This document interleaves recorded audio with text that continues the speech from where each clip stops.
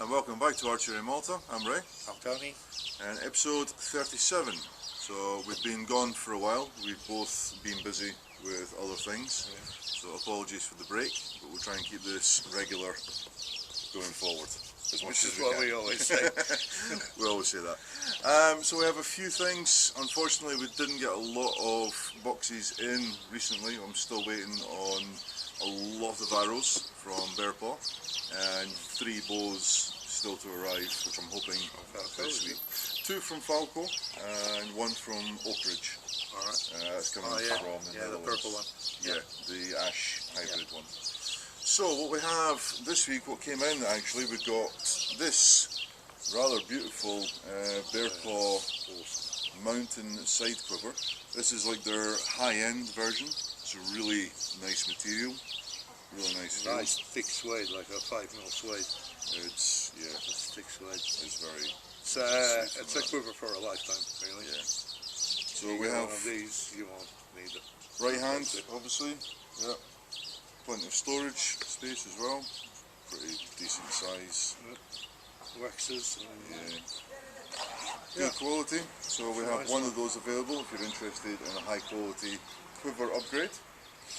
Also, this week, Tony has been very busy and knocked out quite a few strings. We've managed to move most of them. We have 3 remaining left to be picked up.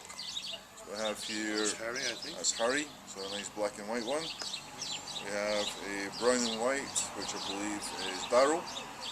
And we have a red and white, which at the moment neither Tony nor I can remember who this one was for. It's written down somewhere. I need to check the sheet to see who that was. But if it is you, come and collect it. It's a Black Hunter. Black Hunter? Yeah, it's for a Black Hunter. It's a Okay. 57. So, you order the 57-inch red and white string. It's ready. It's been ready for a while, actually. So all G-string orders are now up to date. So if you're looking to get yourself a G-string, drop Tony a message or drop me a message and I'll pass it on to him and we'll get them knocked up. We'll get them made up. Excellent. Merch. We still have some bits and pieces left before we do a new batch of t-shirts and stuff for this year. So we've still got our lovely water bottles, our baseball caps, and we did just recently re-get our armbands. So we've got now the black and the grey versions. So if you'd like to show your support, you can order them. They're €2 a piece or $2.50 for our international customers, and we'll ship them over to you as well. So the next big thing we wanted to announce, as you can see by the lovely looking trophies here, is our doubles tournament, which initially was scheduled in February. However, Storm Helios decided to put a hold on that. So that's now going to take place on the 7th of April, which is a Friday, public holiday. It'll be here in Handat. So again, it's a doubles 3D parkour. So we'll have a Longbow division and a Recurve division. So you can sign up for that on Facebook. Happy days. It'll be a full day event starting at 10 in the morning, and we'll also include a barbecue lunch cooked by our in-house Aussie on the barbecue. Alright, and the last box we've got, which is one we've been waiting on, which is for Julian, as he tried my Spiderbow Raven and fell in love with it. It is. You were quite tempted by one as well, weren't you? Yeah. Tempted by one. More often to justify it. So, that's the string. We have limbs. Did you get the carbon or the I think it's the standard. black? Yeah. Standard. Oh, that's a pretty riser, isn't it? Kind of like yours. Red. This is the one too? Julian. Sorry, Julian, I just opened your bow.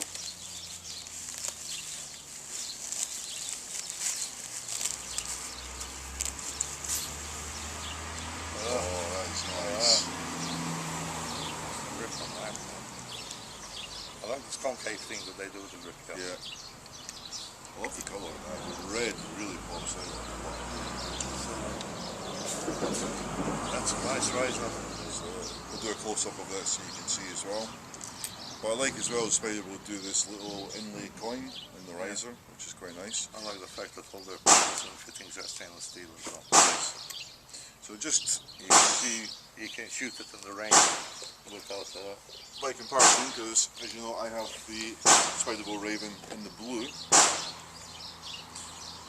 The red is way more vibrant than the blue. The blue's probably, a bit dull, but I'm still happy with the blue, but that red is, it's more bold, more prominent. Yeah, defines the outline of the bow better. Alright, so Julian, you have a bow to collect. You have a beautiful bow to collect. I would suggest you hurry up and collect it before Tony decides to gazump you on it. I wouldn't do that. I think you would want a 40 or 45, I think, as well. I'd want a big one. I'd probably go 50 this time. I would be tempted by the carbon fibre limbs as well on it. Yeah, I like the carbons actually. They make a good looking bow. Yes, I do like the Spiderbows. So that's all we have for unboxing this week. Hopefully we get some more stuff in very soon, because we are desperate for arrow supplies. So Bearpaw, please ship as soon as you can.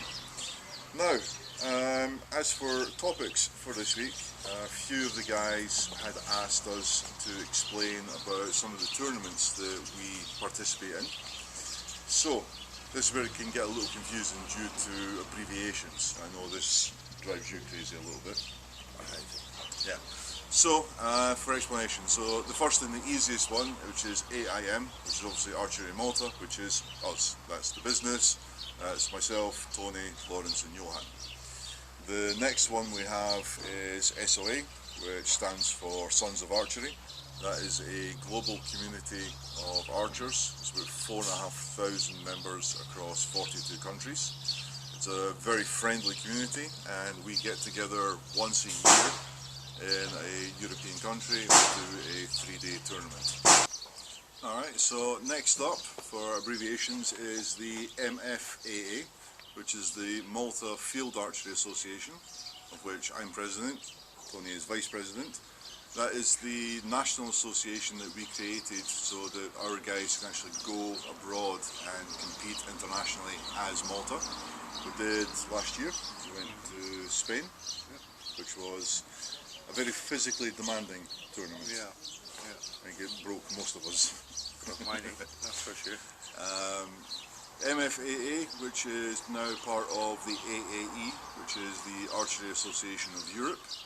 So any AA tournaments around Europe, we can actually go and compete as Malta. Subsequently, I told you abbreviations are horrible, they are part of the IFAA, which is the International Field Archery Association, which is like the top governing body for the type of archery we do. So field, traditional 3D parkour, stuff like that as well. Yep. So hopefully that explains a little bit more about the abbreviations. If you guys want to know more information, feel free to ask, come down to the range, we'll explain it better for you. Or just ignore it like I do. He just turns up wherever we tell him to, so it's fine. You can do it like that as well. Before we get into the last bit, something we haven't done for a while is what's in your pocket. Knife check. What have you got? I got a little miniature. Is that a boot knife? Oh, Damascus blade. It's a pretty Damascus. It's very zebra. It's longitudinal rather. Lateral rather than longitudinal. I like the marble effect on the handle. Yeah, it's a nice little knife. Nice little boot knife. A good little carrier. You know, sharp. Small grip. It is sharp. Yeah. I'll touch the top a bit. That's a nice one. Yeah, I'm happy with it. Good little, good-handed little blade. You got? I have also a Damascus. So I have slightly larger version nice enough boot knife. Cleaver. So more a cleaver style Damascus.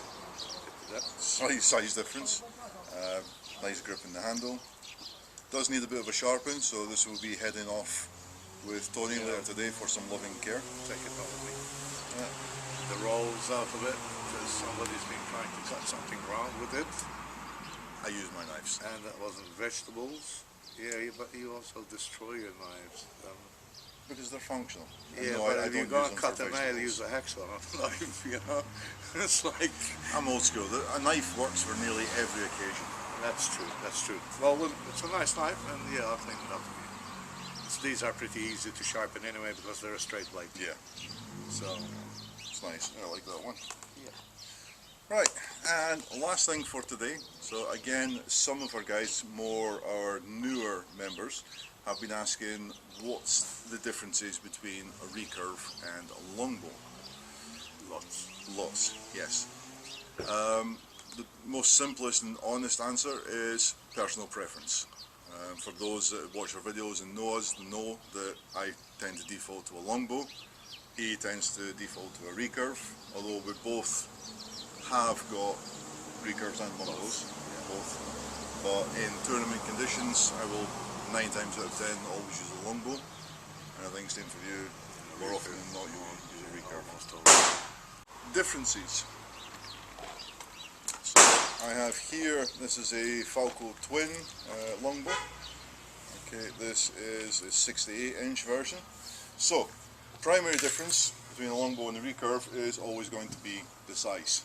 Okay, longbow, hence the name, is always a longer bow. You might have to do it that way because it's out of frame.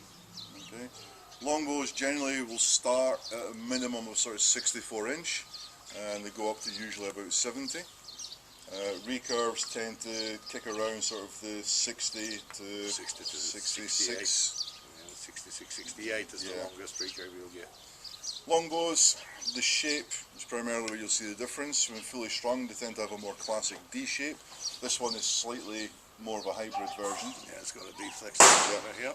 So a true longbow would be more curved, okay, and the string on a longbow doesn't touch the limb at the top here.